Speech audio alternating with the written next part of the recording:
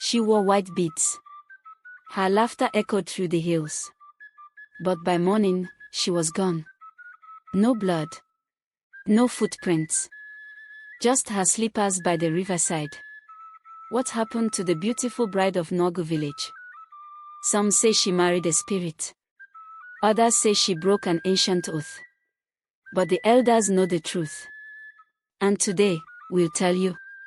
In the heart of southeastern Nigeria, surrounded by palm trees, red earth, and thick ancient forest, there once stood a quiet village named Nwagu. Nwagu was not the largest village, but it was known far and wide for one reason: beauty lived there. And her name was Ezen.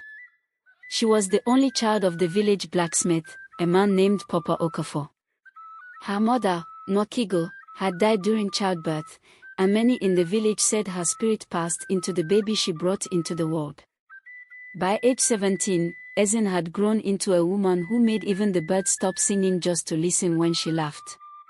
She had deep brown eyes, the color of wet soil, and her smile carried a kind of magic. But Ezen wasn't just beautiful. She was good. She swept the church every morning. She fetched water for old women. She nursed sick goats and chickens back to health. Her heart was even more beautiful than her face. So when a stranger arrived one market day, carrying nothing but a carved wooden staff and a leather bag, and declared that he had seen his bride in a dream, people were curious. When he pointed to Ezen, standing with her friends under the kola tree, the market froze. His name was Obina.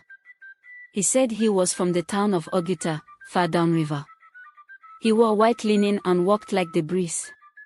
His skin was the color of roasted palm kernel and he never seemed to sweat, even under the hot sun. His voice was deep and slow, like the sound of distant thunder. Obine told the elders he was a trader of cowries and bronze artifacts, but nobody in Nwagu had ever seen him trade anything. Still, he was generous. He gave gifts: palm oil, wrappers, kola nuts. Every Friday, he brought a new bundle to Papa Okafor.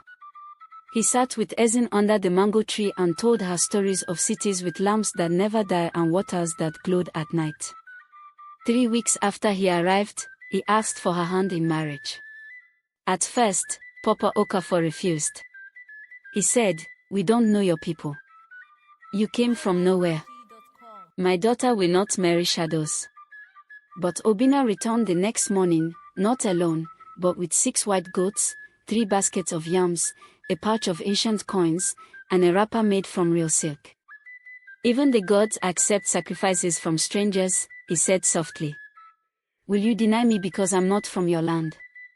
Under pressure from the elders and the gifts, Papa Okafor gave his blessing. The wedding was set for the next full moon. The day of the wedding came. It was the most colorful celebration Nwagu had ever seen. Palm wine flowed. Masquerades danced. Children clapped and sang. The drummers beat so hard, the ground trembled. Ezen wore white. Coral beads hugged her neck. Her face was calm, but her hands trembled. Just before the ceremony began, an old blind woman, Mama Uduak, stood up from her mat near the back of the crowd. She pointed in the direction of Obina and screamed, "He is not a man. He is not a man. This girl will never return." But the crowd laughed. Some threw sticks at her. She was old. She was blind. What could she know? By sundown, Ezen and Obina were husband and wife. That night, they were escorted to the newly built hut on the edge of the village, near the river. It was tradition for newlyweds to spend the first week in seclusion. Nobody was allowed to visit them. But when dawn came, the hut was silent. At first, no one worried. But by midday, Papa Okafor walked to the hut, carrying pounded yam for his daughter. He knocked. No answer. He pushed the door. The hut was empty. No mats. No calabash. No Ezen. No Obina. Just one thing, a pair of white wedding slippers, neatly placed by the river's edge. And a single coral bead, lying in the sand. Panic swept the village. A search party formed. They combed the forest, dived into the river, called her name, sacrificed goats. Nothing. 3 days passed. The village priest, Dibia Nana, was summoned. He performed rituals under the moonlight and fell into a trance. When he awoke, his voice was hoarse.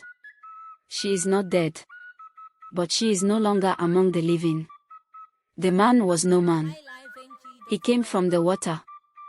He is one of them, the spirits. She is now his bride beneath the river. The villagers gasped. Some wept. Papa Okafor tore his wrapper and lay on the earth. From that night on, strange things began to happen. The river that once fed their farms and bathed their children began to rise. It swallowed the yam fields. Fishermen disappeared. At night, people heard Ezin's laughter echoing from the riverbank, even though she was gone. Children dreamed of her. Once, a child wandered into the forest and came back holding a white bead. When asked where he found it, he said, "The lady from the river gave it to me." Dibia Nana declared the land cursed. The elders gathered.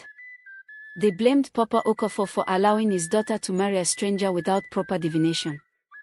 They blamed Obina, if that was ever his real name. But mostly, they blamed themselves. So they built a shrine near the river. They named it Yulo Nwani Miri, House of the Water Bride. Every year on the night of the full moon, they gather there. They sing the wedding song. They lay white flowers by the river. They pray. Decades have passed. Many who once knew Ezin are now dust, but the story remains. It is said that every bride from Nwagu must now be purified in river water before marriage. It is said no man may marry a girl unless his roots are known and confirmed by the spirits. But most of all, it is said that love, true love, must never be rushed.